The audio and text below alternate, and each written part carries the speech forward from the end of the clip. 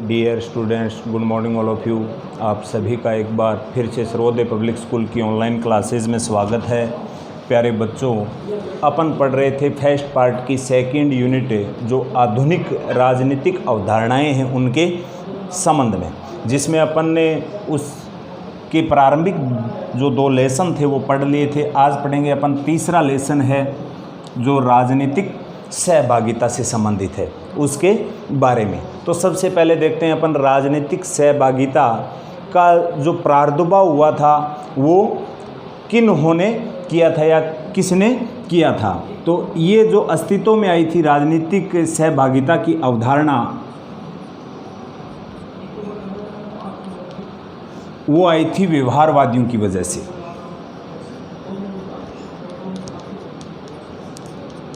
व्यवहारवादियों की, यानी व्यवहारवादियों ने राजनीतिक सहभागिता की शुरुआत की थी और इनका अन्य विचारकों ने भी अपने लेखों में इनकी चर्चा की थी। जैसे रूसो है, उनके लेख से भी राजनीतिक सहभागिता के बारे में अपने को सामान्य जानकारी मिलती है। तो सबसे पहले अपन देखते हैं राजनीतिक सहभागिता का अर्थ, यानी राजनीतिक सहभागिता अपन कहेंगे किसे। नाम से स्पष्ट हो रहा है, राजनीति सहभागिता, यानी राजनीति के अंदर ज़्यादा से ज़्यादा अपनी भागीदारी सुनिश्चित करना। अगर अपन यूँ कहें कि जनसाधारण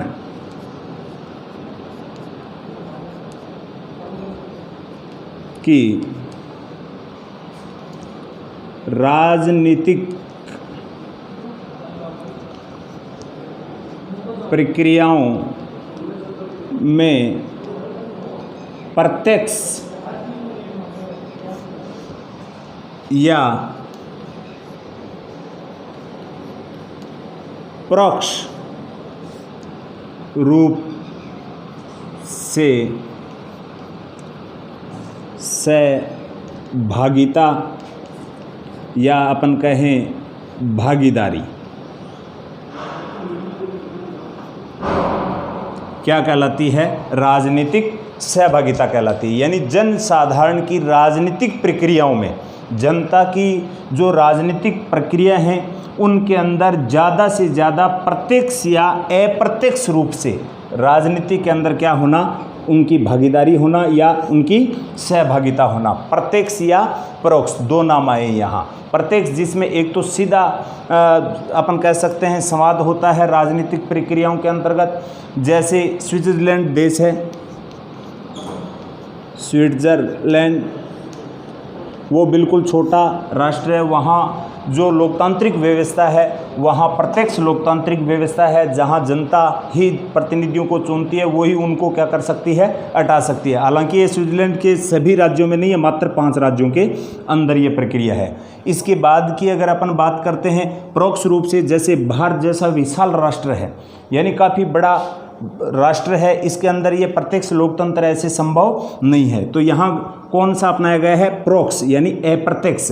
तो ये हो गया इसका अर्थ राजनीतिक सहभागिता का, कि राजनीतिक सहभागिता अपन कहेंगे किसे, कि जनसाधारण की राजनीतिक प्रक्रियाओं में प्रत्यक्ष या परोक्ष रूप से जो भागीदारी होती है उसे ही अपन क्या कहते हैं? राजनीतिक सहभागिता कहते हैं।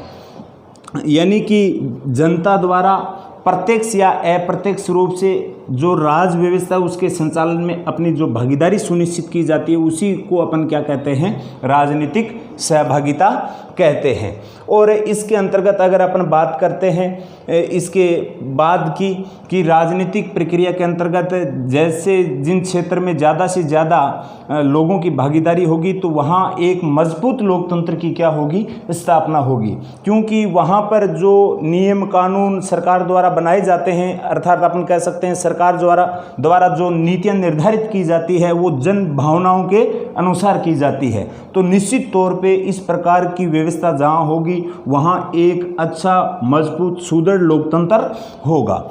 इसके बाद अगर अपन बात करते हैं राजनीतिक सहभागिता के स्वरूप की, यानी कि राजनीतिक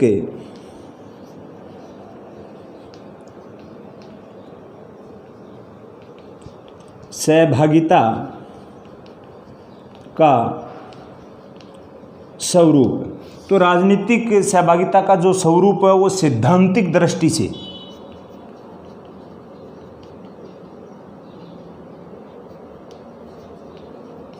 दृष्टि से दो भागों में बांटा गया है। एक तो विकासपरक स्वरूप जो विकास पर बल देता है, एक लोकतांत्रिक स्वरूप।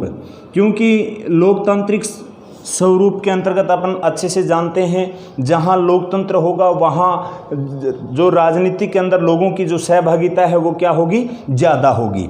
और इस संबंध में अपन अच्छे से जानते हैं कि लोकतंत्र के अंदर राजनीतिक सहभागिता के जो प्रमुख साधन हैं वो भी अपन से पूछा जा सकता है क्वेश्चन कि राजनीतिक सहभागिता किन साधनों के माध्यम से स्थापित की जा सकती है, या उनकी अपनी जो भागीदारी है जो सरकार की नीतियों के निर्माण में उसमें किस प्रकार से सुनिश्चित की जाती है। तो उसके जो साधन हैं वो आते हैं, जैसे वोट दिलाना, यानी कि इसके जो साधन हैं राजनीतिक सहभागिता के निभाने के संबंध में, तो वो साधन है जैसे वोट दिलाना,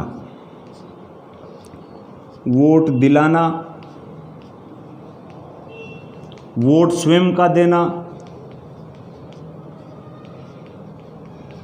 चुनाव प्रचार करना, विभिन्न प्रकार से एक अपन देख सकते हैं जो विभिन्न दल हैं उनको चंदा देना, उनका प्रचार प्रसार करना, या स्वयं का चुनाव लड़ना, स्वयं का सार्वजनिक पद के लिए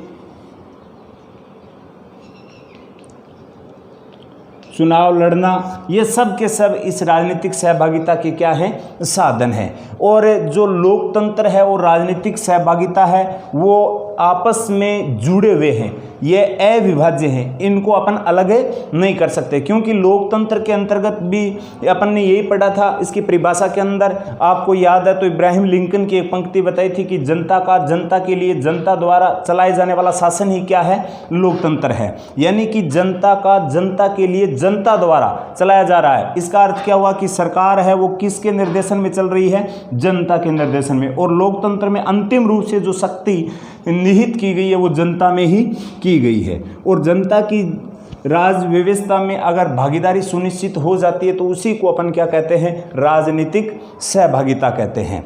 तो इस संबंध में अपन देखते हैं कि लोकतंत्र और जो राजनीतिक सहभागिता है वो किस प्रकार से अविभाज्य है। इस संबंध में एक विद्वान ने लिखा था, उससे स्पष्ट हो जाता है कि ये लोकतंत्र और राजनीतिक सहभागिता है वो आपस में किस प्रकार से संबंध रखते हैं। यानी लोकतंत्र व राजनीतिक सहभागिता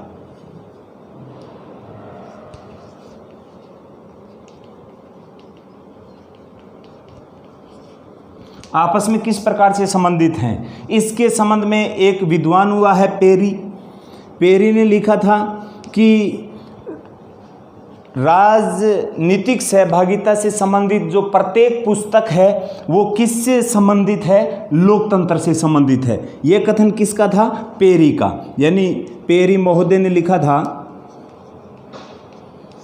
कि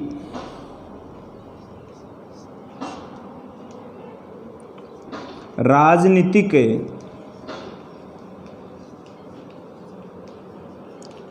सहभागिता से संबंधित प्रत्येक पुस्तक किससे संबंधित है, प्रत्येक पुस्तक लोकतंत्र से।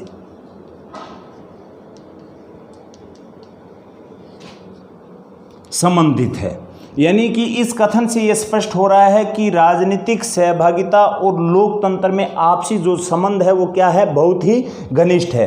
क्योंकि लोकतंत्र के अंतर्गत भी जनता के द्वारा सत्ता का संचालन किया जाता है और राजनीतिक सहभागिता ही अपन उससे ही कहेंगे जिसके अंदर सत्ता में ज़्यादा से ज़्यादा लोगों की क्या हो, भूमिका हो, उसे ही अपन क्या कहते हैं, राजनीतिक सहभागिता। तो इन तथ्यों के आधार पर अपन कह सकते हैं कि राजनीतिक सहभागिता और लोकतंत्र में आपस में क्या है, अटूट संबंध है।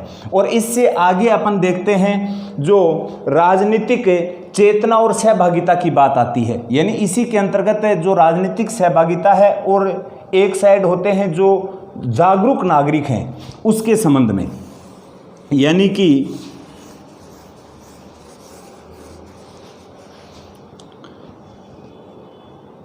राजनीतिक सहभागिता व नागरिक चेतना।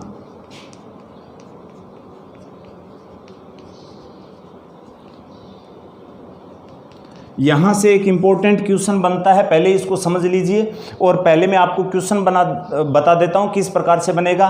कि इसमें एक क्वेश्चन बनता है कि जन घनत्व और जो क्षेत्रफल है वो राजनीतिक सहभागिता को किस प्रकार से प्रभावित करता है। तो इस संबंध में यहाँ से क्वेश्चन पूछा जाता है। तो अपन अच्छे से जानते हैं, जिस देश के नागरिक, यानी जिस देश के नागरिक जितने ज़्यादा शिक्षित होंगे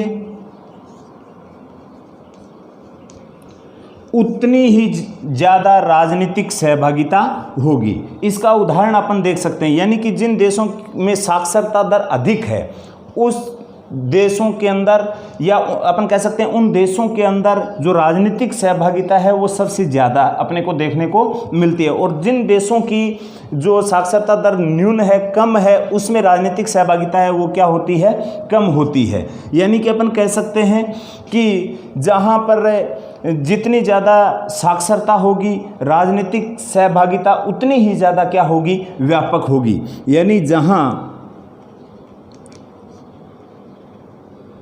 भी साक्षरता जितनी ज़्यादा होगी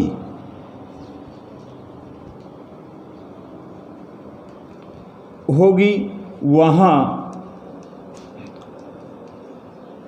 राजनीतिक सहभागिता उतनी ही ज़्यादा होगी। यानी कि जिस देश के नागरिक जितने ज़्यादा जागरूक होंगे उस देश के नागरिक सत्ता में जो नियम कानून बनाए जाते हैं, सरकार द्वारा जो नीतियों का निर्धारण किया जाता है उसमें उतनी ही ज़्यादा क्या होगी, भागीदारी होगी। और जिस क्षेत्र में जितनी साक्षरता न्यून है, कम है, वहाँ पर इसके अपोजिट हो जाएगा, राजनीतिक सहभागिता उतनी ही क्या हो जाएगी, कम हो जाएगी, जहाँ पर साक्षरता दर क्या है, कम है। और इसी के साथ मैंने एक क्वेश्चन भी बोला था कि जन घनत्व और क्षेत्रफल भी राजनीतिक सहभागिता को क्या करता है, प्रभावित करता है। इंपॉर्टेंट बात है, समझना बहुत ही आवश्यक है। यानी कि राजनीतिक सहभागिता को जो जन घनत्व होता है और क्षेत्रफल होता है, ये दोनों प्रभावित करते हैं। यानी कि जहाँ पर जनसंख्या ज़्यादा होगी वहाँ पर राजनीतिक सहभागिता क्या होगी, कम होगी। सुनने में ऐसे लग रहा है कि ऐसे कैसे हो सकता है, जहाँ जनसंख्या ज़्यादा होगी वहाँ जो राजनीतिक सहभागिता है वो ज़्यादा होनी चाहिए, लेकिन ऐसा नहीं होता। जहाँ जनसंख्या अधिक होती है, जनसंख्या अधिक होती है, या अपन कह सकते हैं जहाँ जनघनत्व अधिक होता है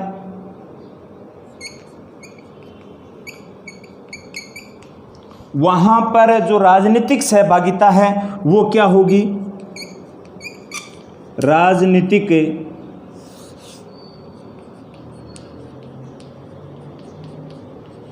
सहभागिता उतनी ही कम होगी। क्यों होगी?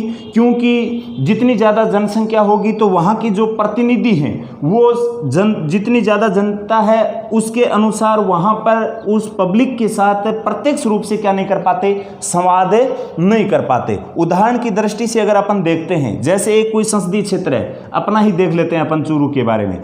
चूरू जो संसदीय क्षेत्र है काफ़ी बड़ा है। यहाँ का जो MP है, जो प्रतिनिधि के रूप में यहाँ आता है, तो प्रत्येक व्यक्ति से वो संवाद नहीं कर सकता।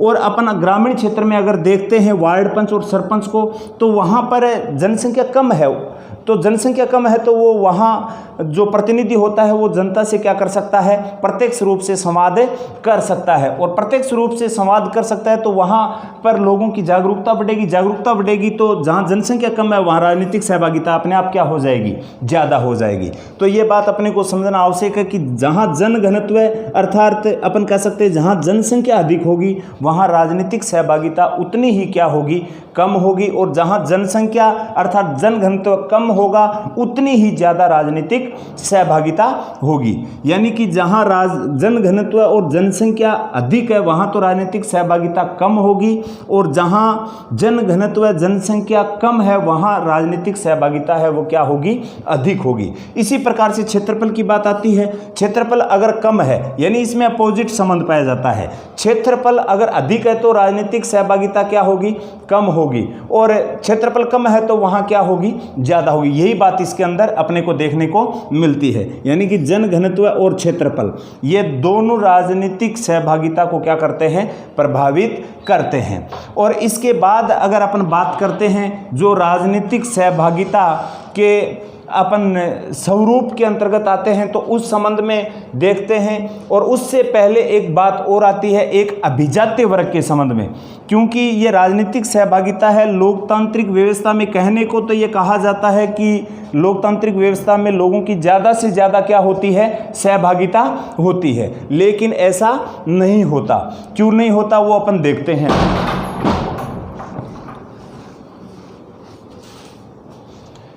क्यों नहीं होता वो अपन अभी देखते हैं। यानी राजनीतिक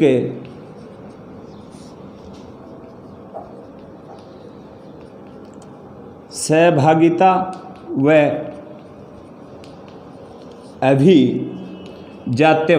अभिजात्य वर्ग से आपको पहले भी इसके बारे में मैं जानकारी दे चुका हूं कि ऐसा वर्ग जो सत्ता में अपनी भागीदारी क्या करता है, ज़्यादा सुनिश्चित करता है। क्योंकि इसमें एक विद्वान हुआ है जोसेफ शुपिटर,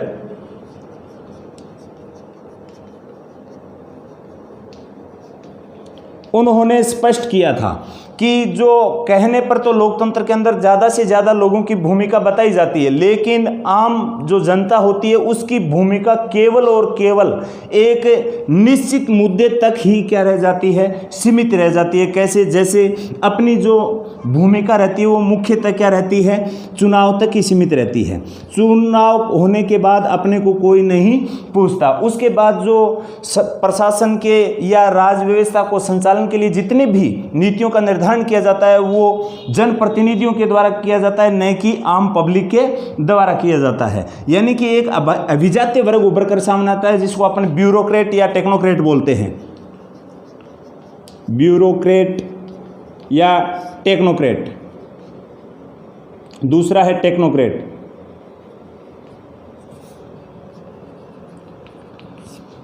इन्हीं के हाथों में ये क्या रह जाती है, सत्ता सीमित रह जाती है। यही नीतियों का निर्धारण करते हैं और करते हैं। आम पब्लिक का जो मुद्दा रहता है वो केवल और केवल कहाँ तक आकर सीमित हो जाता है, चुनाव तक आकर सीमित हो जाता है। तो यह हो गई राजनीतिक सहभागिता और अभिजात्य वर्ग के संबंध में। अब आगे देखते हैं अपन इसके स्वरूप के संबंध में। जो राजनीतिक सहभागिता का जो स्वरूप है वो मुख्यतः दो रूपों में अपने को सामने और देखने को मिलता है। एक तो सामुदायिक गतिविधि,